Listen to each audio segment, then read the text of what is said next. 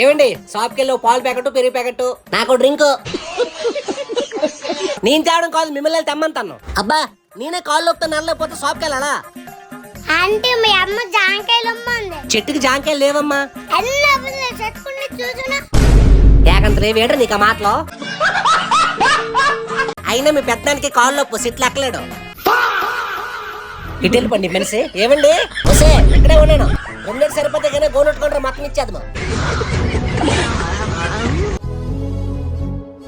అరే తమ్ముడు ఏట్రా అంత తేరంకి వెళ్తాను ఒక సీట్రా.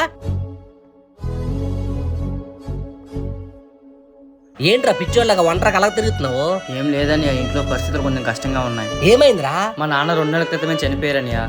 బ్యాంకులో కొన్ని లోన్లు తీసుకున్నారంట. ఇప్పుడేమో బ్యాంక్ వాళ్ళు డబ్బులు కట్టమని ఫోన్లు చేస్తున్నారు. అయ్యో మీకు ఇంకా క్లైమ్ డబ్బులు రాలేదా? ఏం క్లయింట్ డబ్బులు అనియా? టర్మ్ ఇన్సూరెన్స్ క్లైమ్ రా, మీకు ఇంకా తెలీదా? టర్మ్ ఇన్సూరెన్స్ అంటే ఏంటనియా? 2 సంవత్సరాల క్రితం మీ నాన్న నేను టర్మ్ ఇన్సూరెన్స్ తీసుకున్నాం. టర్మ్ ఇన్సూరెన్స్ తీసుకున్న వ్యక్తి ఏమైనా జరిగితే కుటుంబానికి పెద్ద మొత్తంలో డబ్బులు వస్తాయి.